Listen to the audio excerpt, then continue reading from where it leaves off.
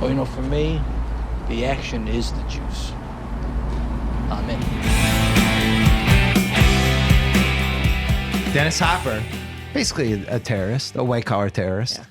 Throwing 102 miles an hour, by the way, the entire movie. It's I mean, just... He came out smoking, yeah. Smoking. Hey, guess what? I mean, his first scene, he just stabbed somebody in the ear. In the ear. And you're just like, whoa, okay.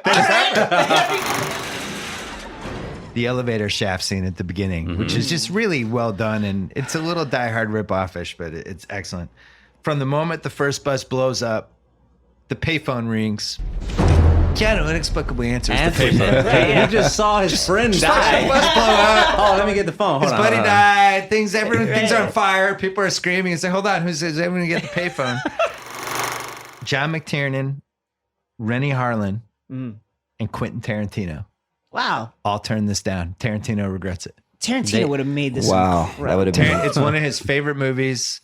I mean, he was in the middle of the True Romance, Pulp Fiction, that whole Jackie Brown, but he could have done this in his sleep probably. So they ended up setting him with Jan de Bont, who was the cinematographer on Die Hard. And I think it worked out fine. I'm not a cop right now. See? Hey man, I forgive you. Whatever you did. I like that he thinks if you put your badge down, you're not a cop anymore. Now. I put the badge down, man. Yeah, that actually might have been the most unrealistic moment of the movie. An LA cop, I think he just takes him down in real life.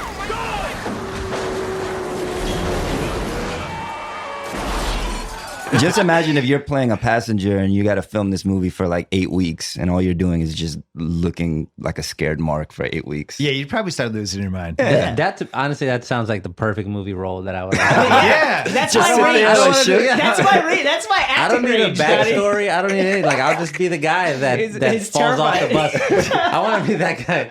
The guy who almost made it. Bus goes up. It lands and the entire bus collapses. Falls apart. Every tire breaks and it's a mess. Right. Was not in the script. The bus jump was not in the script. They're driving around on 1-5, 110 and Jan de Bont was like, look at that part of the highway's not finished. We should add a scene where the bus jumps over the unfinished highway. Shouts to Jan de Bont. Yeah, that's a great one of the great Jans. You gotta get a couple more points in the backside of that movie for that. Yeah, absolutely. Right? Who are the other Jans? Jan Hammer. Not a lot of Jan. Why didn't Jeff Daniels realize that Hopper's place was wired to blow up? I'm going to say he's lousy at his job. You got to go into that thinking like, we got to be careful, guys. Right. Like, this guy's a mad bomber. Maybe he bombed his whole house. I will say, like, we need to shouts to Jeff Daniels' death face. What a great death face. Incredible death face. Actually should be a meme and should be used more like in life and on the internet. His cheek quivers and it's like, he knows it's like, oh, of course this guy had his house bombed. It's the same face he makes in Dumb and Dumber when he realizes the toilet doesn't work. Which is weird. Cruise was upset about the Halo jumps because he'd only done a few hundred of them.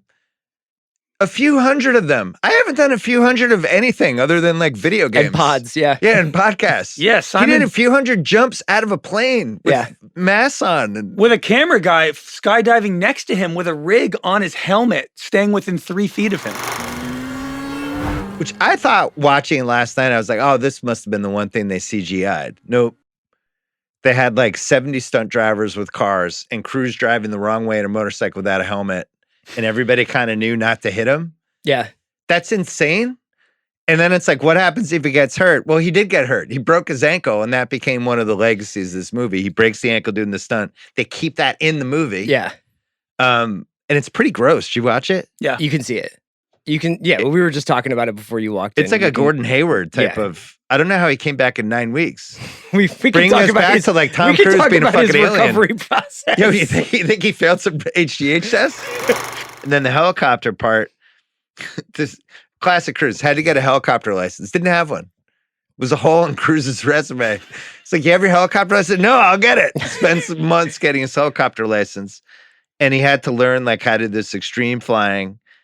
Everyone was the most worried about this. The Airbus helicopters, they didn't want to give him one. Yeah. He had to prove he could do it and then had to do these like kind of stunts in the helicopter. It wasn't just flying it. He had to like do the spin shit. Like that's all real. Everything he does in the helicopter, there's no CGI. I'd love nothing more than staging a fake CNN broadcast. Fake Wolf Blitzer. Anytime they just recreate a room, make a fake room. They did it in like Ocean's 13, right? I love that. Fake rooms are great. They just knock the wall. It's like, oh, we're in a fake room. I want to Seems do so that real. to you, but it's fake Woj reporting that Jason Tatum has been traded for Miles Turner And and you knock Buddy down the Hield. walls. That leads to the hot female cop getting shot. Hopefully she lived. Yeah, I think she Kind did. of felt like Cruz had more chemistry with her than any other woman in the movie. That is honestly the funniest thing that happens in this movie is that woman gets shot and then she's just like, man, Tom Cruise is super hot. Man. She's like looking into She's his like, eyes. are you single? It was an $80 million hit for the studio, which was covered by insurance. Tough day for the insurance guys. Yeah. They're like, well, Cruz probably can't be insured for any of these anymore. You know what, though, if you're an insurer, you're probably like, this is just the best. How about this? Look at us. Here we go. Something to talk about in the office that day. The bad guy's beard. Sean Harris's beard. Sean Harris's beard just looks like a fake beard. It doesn't look like a real beard. I was thinking about coming in today and podcasting as Sean Harris and just being like, Bill Simmons, all of your podcasts, all of your takes have led you here to me.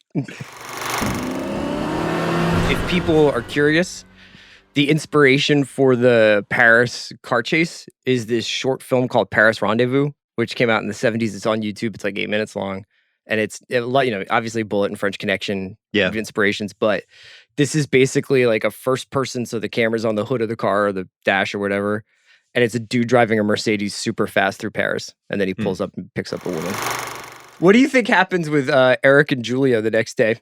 You think Erik brings that up at dinner? Eric's done. So this guy, Dr. Rob, what was up with him? Why don't you go your CIA agent? Why don't you go save the world with him? Yeah, he definitely snaps. Yeah. 2 days later, he has 2 glasses of wine and they break up. There's no question. Never told me about Ethan. Yeah. You neglected to mention him on your Bumble account. Is this how you were taught don't trust women, Chris Ryan, age 12? Just be careful. This little blonde lassie with an Irish accent, don't I was trust taught it. maybe It's too not good to be true. trust Austrian women in the 40s. Yeah.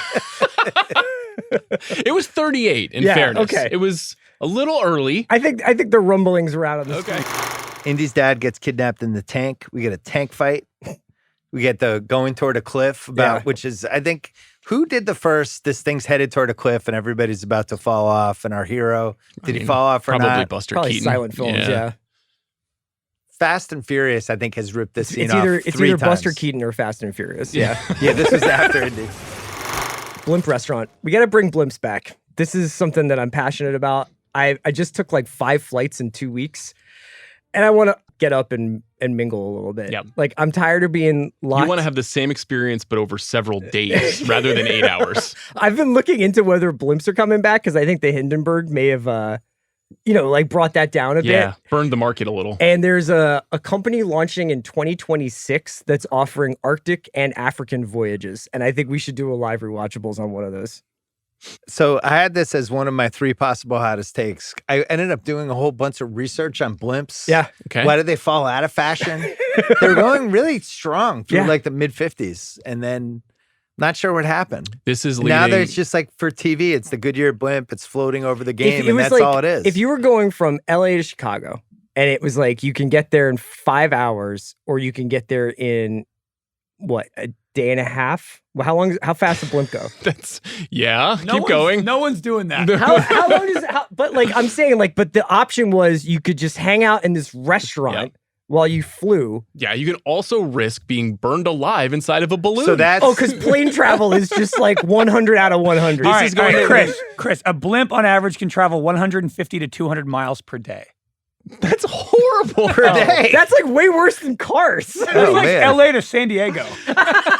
This is going to lead directly to I'm Sean Fennessy. Welcome to the Rewatchables. Unfortunately, Bill Simmons and Chris Ryan died tragically in a blimp recording the 5 Heat. Yeah, doing Public Enemies. See, I'll do my blimp take now. I think the Hindenburg thing really scared people off. Yeah, I do think that happened. So they bred the rats for the movie. 2,000 rats, somewhere 2,000 or 7,000. I saw different numbers, but you had to breed them so they didn't have disease. Couldn't do it. I just couldn't be a part of it. personally. Is rats at the top of your fear power rankings? And I don't like the idea of 5,000 of them being like in the building with me. Rats, snakes, bugs. What's your ranking there? Those are the three creatures in, in the first three films. From most to least. I would say snakes. Like you can kick rats, but snakes are just. I don't like the idea of being like a rat infestation. What about you? I don't like bugs. I'm kind of scared of bugs. Not just like a bug, like a single spider, no problem. At 25 plus bugs in any circumstance, not good. Terrified. What do you think happens to the Grail Knight? 700 years waiting. Does he have the internet in there? What's he doing? The Nazis I think he's a BlackBerry. and Walter Donovan and Indy and his dad and Elsa come through. They really just bumble the chain of possession there with the Grail. Grail gets lost. Right. And your temple collapses. Yeah. What do you think his kind of next day is? I honestly think it's exactly the same as every other day. Does he not die? I think he gets like crushed by like the rubble. You know? I think he dies. No, but he doesn't cross the seal. But doesn't he say like he gives the sword to Indiana Jones? But I think he has to start his journey home, right? Like his brothers did. Oh, I thought he became mortal. Oh. He got a show on Hulu.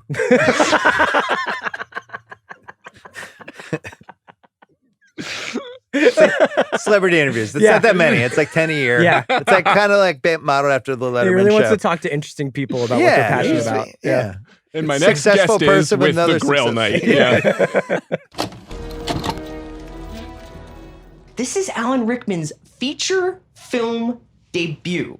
I challenge anyone. He was, I think, 40 when he made this. I challenge anyone to name a better 40 and over debut than Alan Rickman in Die Hard. You'd almost have to come out of jail.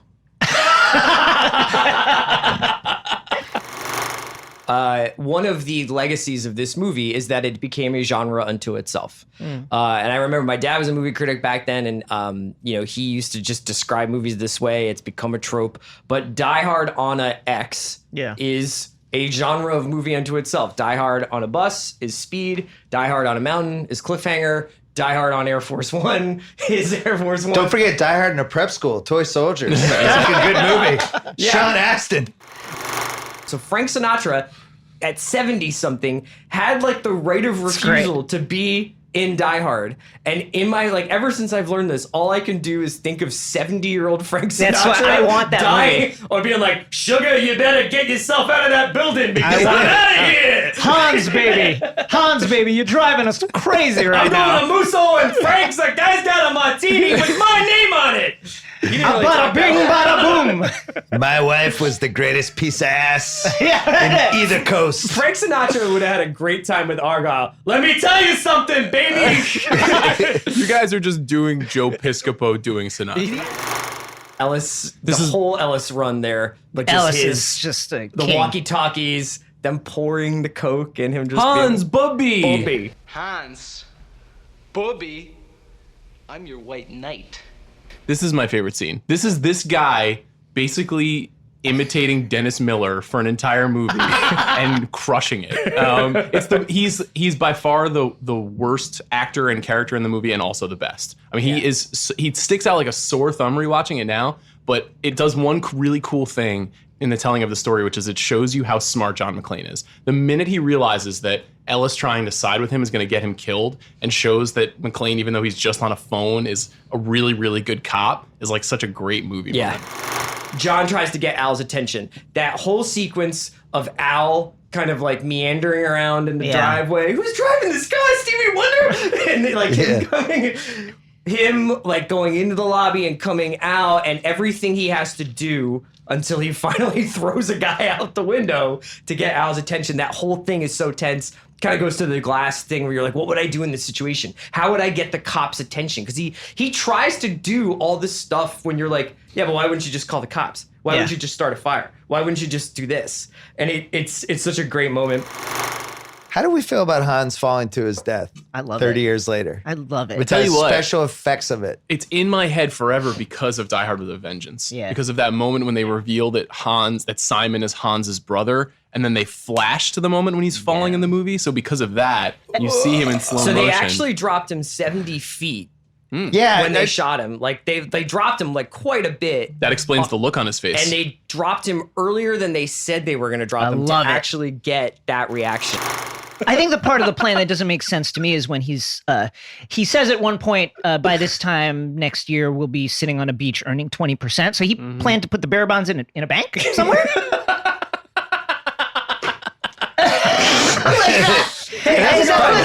My name is Hans Gruber, Gruber.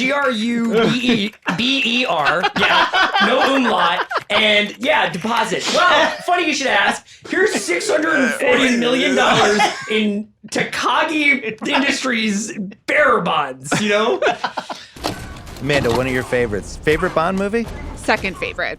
We've done my favorite, which is Skyfall. But Skyfall cannot exist without Casino Royale. And it's 1-2 for me. And then a pretty deep chasm. Even though we were talking before, I am a Bond person. And I really love the Connerys. I even like some of the Roger Moores. I have controversial opinions on Pierce Brosnan, which we can get to at a later date. The construction fight scene's incredible. And I don't understand why there aren't more fights on construction sites. It's just harrowing. My wife watched most of this movie with me. She fell asleep a couple times. But in the first scene, she just a bunch of, oh, how do they do this? Whoa. It is an A+ action set Oh piece. my God. A+. Martin Campbell, the director of the movie, who did direct GoldenEye. And so he knew the Bond franchise. But, you know, GoldenEye is a bigger movie. Yeah. But he himself, he made the 2 Zorro movies with Antonio Banderas. And he's made a bunch of really good kind of mid-tier action movies. My favorite is The Foreigner with Jackie Chan and Pierce Brosnan. Is awesome at practical action. He is like one of the best living directors at these kinds of set pieces, and they nail this. I'm putting this in as a rewatchable scene, not for me, but for the sound my wife made when Daniel Craig came out of the water and she goes, oh my God, Daniel Craig. That's my one-shot Gordo. And I think about it all the time. I think about it every time. Like I see anyone coming out of the water. It's the blue Speedos really made an impression on me. I'm the money. Every penny of it. This is an all-timer.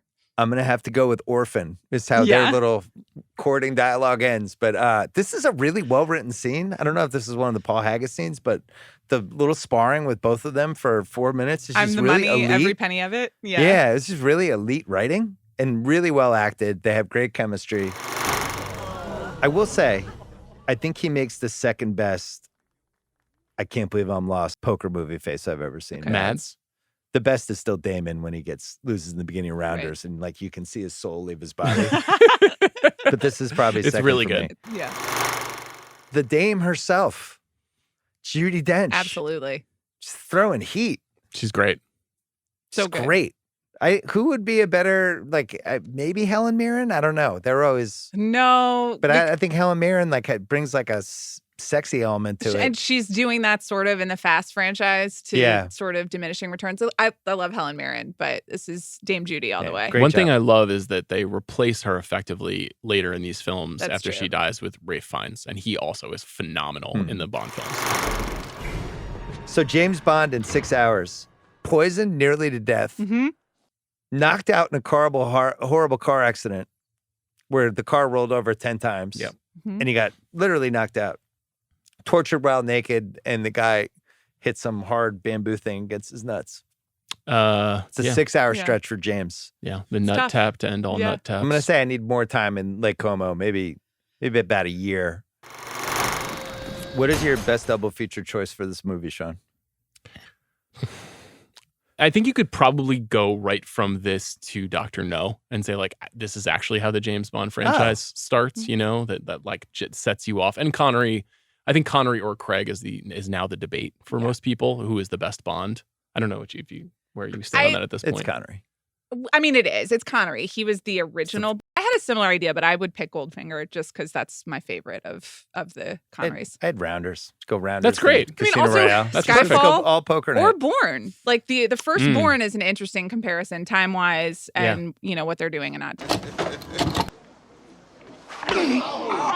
Our next scene after we do this whole giant amazing car chase is him trying to get out of a straitjacket. Everybody talks about like, are video games bad for kids? Is movie violence bad for kids? Let me tell you something.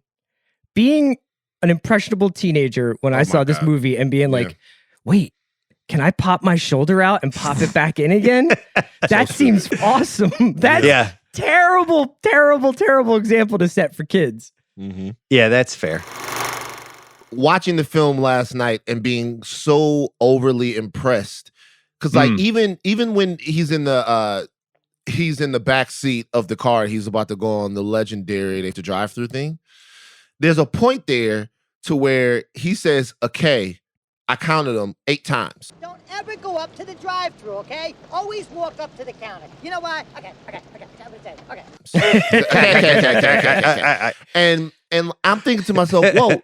Are there 8 okays in the script?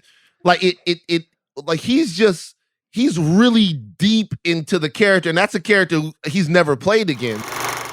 One thing I would love to hear, if we have any listeners who may have served in like the police force in the 80s, is was it a truism that like if a bunch of downtown was destroyed in a car chase, that the police department was liable for the bill? Because in this movie and in Beverly Hills Cop, the captain's like, you know how much damage you caused downtown? And now the department's got to pay for it. It's like, is that how that works? Like, does the department have to pay for all the mailboxes that got destroyed and all the farmers markets that got driven through? One of the great action movie scene premises, I think, of all time. Yep. Mm-hmm. Everyone's worst nightmare to sit on a toilet that has a bomb on it after you've finished your business. I think is way up there, at least for me. I don't know about you guys. Maybe it's lower for you guys. How long was he there? I have like 12 hours? 18 hours. 12, 18 hours, yeah. They said because his legs are numb. These guys aren't just brilliantly sarcastic; they're brilliant. So like, think about it. They find the Cougaran, right? And they go, "Don't you remember the triangle trade? Like slaves to rum." The police don't know nothing about that shit. Like, what are you talking about? Like, I'm just being for real. Like, all of the things that they keep talking about, even in the car, and they go, Alva Barden, and he's like, "Oh, Hitler's girlfriend," and then Murtaugh goes, "No, that's Eva Braun." Come on, man. That whole scene, the way they orchestrated Riggs finding him, and then I love when he's like, "Riggs, don't use the open channel, man. Come on." Like, and he's just like, "Oh no, yeah, absolutely." And like zips his, and then the next cut is just like the sirens and all the bomb squads. The whole department. Yeah.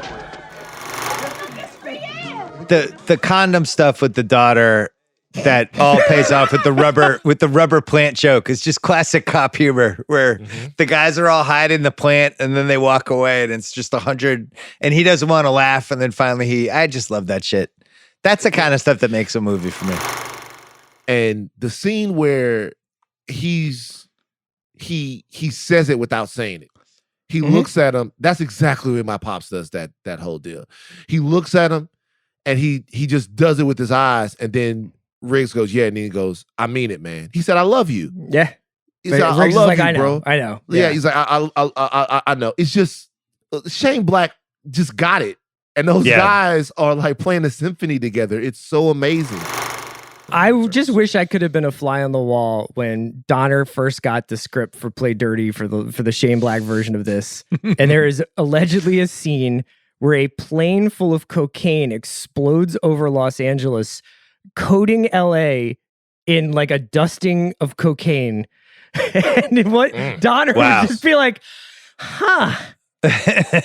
So, okay. And he just gets out his red marker. He's like, well, we're going to put a pin in this one and maybe we come back to it. Never Shane Black's like, and it will be real cocaine too. We're not using sugar. You want to know my take on John Wick? Yeah. I am John Wick. Here's why. Long Island guy. Yeah. Loves dogs. Yeah. Loves his wife. If anybody ever hurt his wife, he would kill that person. Loves a stylish tapered suit. loves his toys. You don't wear a lot of black, though. Works very hard, is committed to the process, believes in the structure. If I have to break the rules, I'll do it, but I'm not going to be happy about it. So I'm John Wick. That's it. What do you think of John Wick, Bill? That was amazing. Thanks. I forgot about the Long Island guy part. Hell yeah. John Wick gets his car back. That's the opener. One of the more intense, best openings for an action movie. Like really gets you in. Yeah. Immediately. I also really like when he shoots the giant guy in the kneecaps. Where he's lying on his back and this big guy, and it just seems like there's going to be a fight, and John Wick's like, oh, cool, I'm just going to shoot you in the kneecaps, and that's it. That scene is awesome. Gets his car back, visited by the Italian crime lord, Santino D'Antonio. John Wick's out. I'm done. I've lost my wife. I'm just going to start over with the new dog. He's like, no, you owe me a marker. I'm going to cash that in now. I need you to do something. And he's like, by the way, I've already laid concrete over all my stuff. Yeah, so this is like actually really bad dude, timing. I'm out. Like the new Fortnite season just came out. Like I'm out. I do love that shot of him closing the book on like 500 coins. Yeah. You know, that's great. The Jets have Darnold. I just really think she's like I'm really dedicating myself. No, he's getting ready for the draft lottery. He wants Zion. I think that through that fights, that sort of pursuit, when he runs off the stage through the club and is just shooting people at close range. Yeah. I've never seen an action and they actually like they make it so that that's the first time there's really a lot of gunplay because he's mostly beating guys up in the garage, right? You got that crazy house music going throughout it. Like that scene is That's sick. one of those how did they do that scenes because it's like a massive nightclub. Like I've never been to a nightclub like that in my life. Well, I think it's like not the Coliseum, but it's like Roman ruins. It's like an outdoor Palladium. Yeah. I love this in almost every movie, but the gearing up scene, the gearing up sequence, but just all the the little I almost put that into him going into the tailor or the Chinese laundromat, and then in the back it's the tailor, and him going into the sommelier and getting fit and all that stuff is. That was the next thing I had written down. John Wick goes to the weapons sommelier in Italy. Yeah, I love the weapons sommelier. Awesome. How was your tasting, Mr. Wick? Even the bank he goes to. Yeah.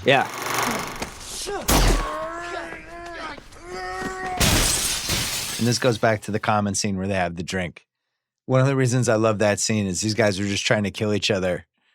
And then it's like, all right, cool. So how's the family? Like they're just having a cocktail. I'm still going to kill you. All right, great. I was super into, they make Common drink from the tall glass for the gin. That's a gin glass. I know, but he looks like a dork. Yeah.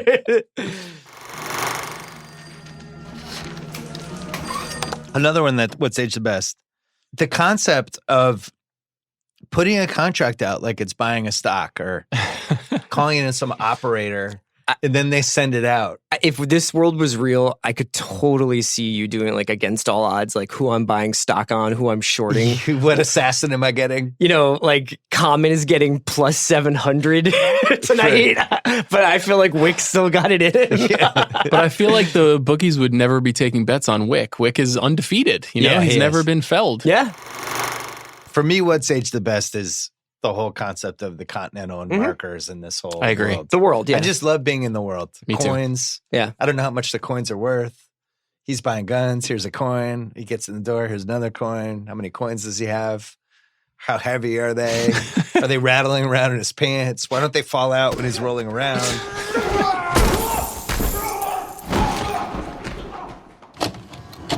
You start this movie and you're like, I basically know the words Amtrak and dining car when it comes to trains. And then at the end, you're like, you can't side like that. You got to get to the rip track. What's he doing? It's just it's an amazing thing where all of a sudden you're a train expert 35 minutes into the movie. It's a train movie, but it's really a monster movie. It absolutely is a monster movie. And if there was one thing that I got out of this screening more than the other ones was the true King Kong quality of 777. Yeah. And I think I always felt that, but now no, this is a monster movie. He gives it a voice. It has a scream. It's like...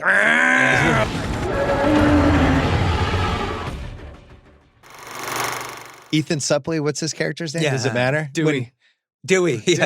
When Dewey loses the train, Dewey's got the it's just falafel great. going. You can see it coming, and then it's like, oh, why can't they stop it? And it's just a band They of do idiots a really just good fucking job. it up. Because if you try to explain to somebody, well, these two guys lose the train, And you're like, what are you talking about? No, like, come on. And it's like, oh my God, they really lost the train. The battery goes out. He's trying to catch up with it. He falls. He's an idiot, but he's not a movie idiot. That's the kind of thing a real idiot could do. Yes. But a real idiot. Yeah. Not a movie idiot.